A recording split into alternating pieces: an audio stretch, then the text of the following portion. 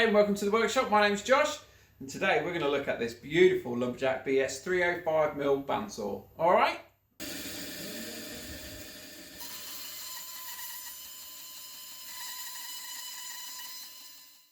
So I've been using this saw for approximately about a month now and I've got to be honest with you, I'm very impressed. So what we'll do is we'll get into the specs of it and then you guys can make your own decisions, okay?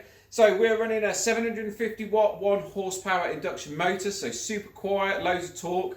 It has a pulley system underneath so that you can run 2 different speeds. Very nice bit of kit. We have rack and pinion on both the cast iron table here as well as the guard. Check this out, look, I love this. Rack and pinion makes life so much easier when you're trying to get that perfect adjustment, you know. We have easy blade tensioning and changing with a massive lever around the back here, so that what you can do is you can just pop this up and then that's going to release all the tension on the blade, so you can pull the old one off, put the new one back on, yank it back down and job's good in. We have adjustment at the back here and at the top for sorting out the tension on the blade as well as the tilt of the wheel. Something that I really enjoy about especially this and the planer is that they come with the tools that you need to fix them. So if I need the wrench, I have it right in the back here. If I need a specific Allen key, here it is. That in itself makes life so much easier when you're in the workshop, because if you just need to slightly adjust the guides or move something over, being able to just reach around, grab the tool, do the job, put it back, done, makes life super simple. Dust extraction on the back here comes with 3 different rings in there for the most common dust hose sizes. We have a drawer down the bottom here which allows for the dust collection if you're not using a dust extractor.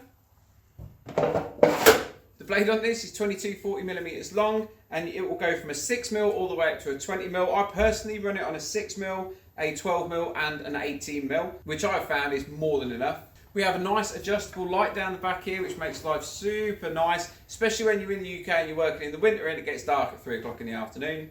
Nice, easy, adjustable fence, which is super strong when set, which is great for resawing. So it has a 12-inch throat on it. For those that don't know, a 12-inch throat means that you have 12 inches between here and this post here, so 305mm, and it also has 150mm cutting depth. So if we hook this all the way up, so you can get 150mm, 6 inches. It does say it will go up to 6.5. I personally, the maximum I've done it is about 145. It does come with an inspection window over here for easy tensioning. There is a little gauge in there which makes it easy to set, especially if you've never used a bandsaw before. The whole framework on the back here is made from 3mm thick steel, which has obviously been rolled in the corners for extra strength. And you have a nice cast iron top here for your cutting surface. So when you're using the fence, if obviously you don't want the small piece and you want to use it for resawing, it's super simple to change over. You just loosen these knobs off, put it over, then it will slide onto this piece of steel, pop it on, tighten it up,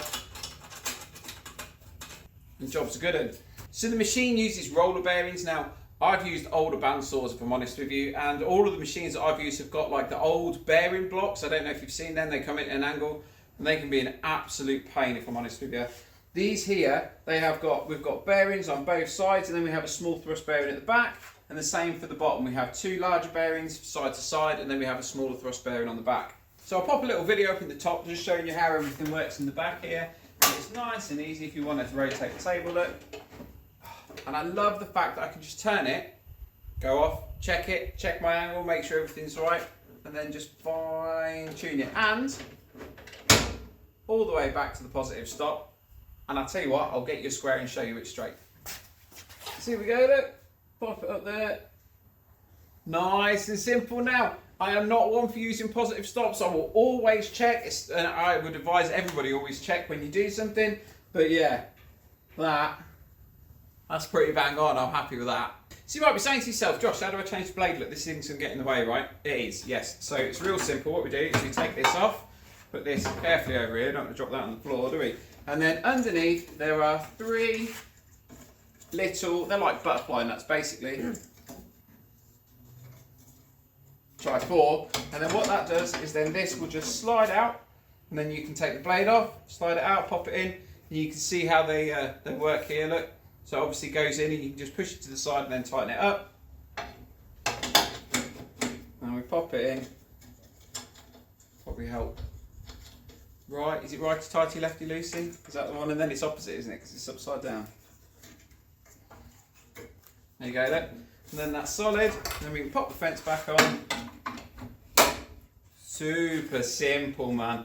Everything, if you've watched any of my videos before and you've seen the other review I did on the other saw, I love things to be simple. They've got to be simple and they've got to be functional, and this bandsaw definitely hits those marks. I'm not a huge one for having loads of fancy features that I'm not going to use. If I'm honest with you, all the tools that I have in the workshop have to work, and that's why I don't do any reviews until I've had the tool for quite a while and I've had quite a few hours running on it.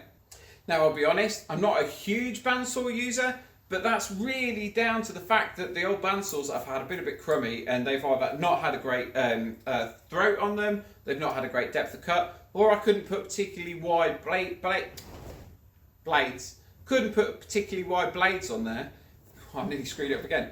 Couldn't put particularly wide blades on there because the machine wasn't rigid enough. Whereas this one, like I said, will take up to a 20mm blade. I've run an 18 in it, and I'm super impressed with how the timber comes out after we've done a cut. Now, I'll show you a little video here of me using an old, and it is an old 6mm blade, right? And this just shows you how good the saw is. So I'm using a bit of an old blade. It's got a little bit of a kink in it maybe where I screwed up something. I can still cut that 2x3 and get a nice long straight cut, which is just beautiful. We have the usual hold down here on the fence with the little guide, so you can obviously set your distance and mark it up. Now, to do that, you're going to need to make sure that this is put in the right place. But again, with these little butterfly nuts underneath, that's going to be easy for you to do. So what we'll do now is we'll pop the drawers open and I'll show you a little bit of the inside of it.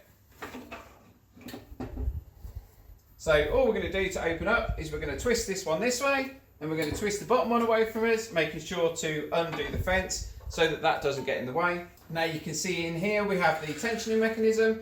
This piece, as you turn this, it lifts the wheel up and down as a whole.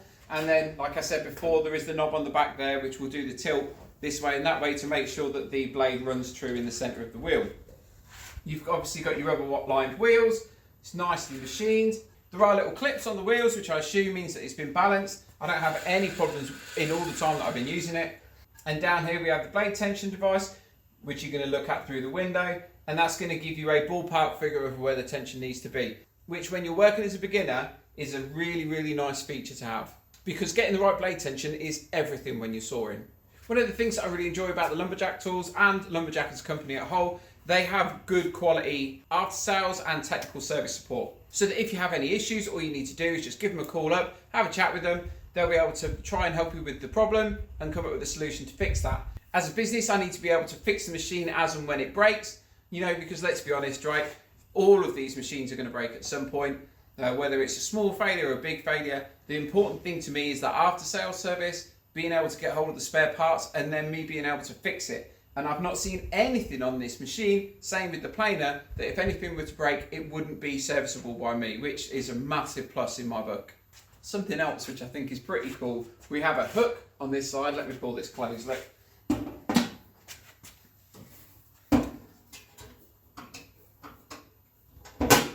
It's so simple. My old bandsaw, you had to have a massive screwdriver to pop in there, and it was the safety switch had a huge spring on it, so it was an absolute pain trying to get the door shut. And yeah, having these little wheels here is really, really nice.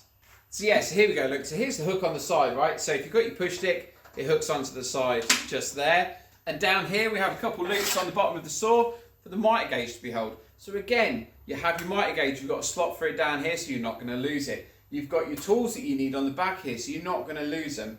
This is a big thing for me because I like to just be able to walk up to a tool, use it and go do the next job. I don't want to ruin my flow. And if something needs to be adjusted, such is life, right? But if I've got to go and look for a set of Allen keys, or I need to go figure out where I've wandered off and put this, that's just going to do my head in. So these little features that Lumberjack put on their tools just makes life so much easier. The 12-inch machine here comes with a stand, which was nice and easy to set up. I do have a video on my channel of the unboxing and then having to set the machine up. It's not rocket science, anybody can do it. You just follow the instructions, super simple, as is everything. So then, you're going to ask me, would you buy one, Josh? Yes, is the answer. And would I recommend them to anybody? Yes, definitely. As a whole, I'm really pleased with the whole Lumberjack range of tools, especially their machinery. It always works out really well. I think the price point is good. I think the build quality is good.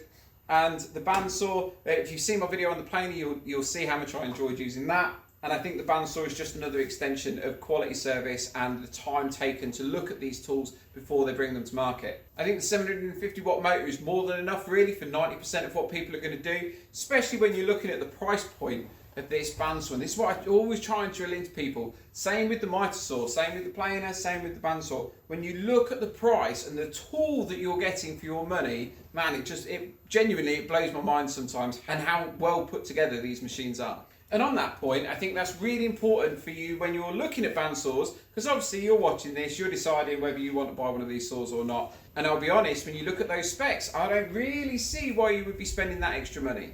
That's just my opinion, but you know, I use these tools every day, and if you've seen any of the videos before, you know, everything has to work, right? Nothing gets a free ride in this workshop. If it doesn't work, I don't want it. And this little tool is definitely worth the money that you're going to spend on it. So then, what do you think to the machine? Do you think it's a good quality machine? Do you like the way that it's set up? Is there anything that you would have done differently with it? I'm sure Lumberjack will read all of your comments and be very interested in any feedback you might have. Please let me know what you think to it. Like I said before, I would definitely recommend picking one up if you're in the market for a bandsaw. As well as any of the tools in the Lumberjack range, I think that price point that they hit for the quality that you get is bang on. So thank you very much for watching. My name is Josh. I run a channel called The Natural Workshop. You're always welcome to come over there and have a look at all the different reviews and builds and bits and pieces that I do.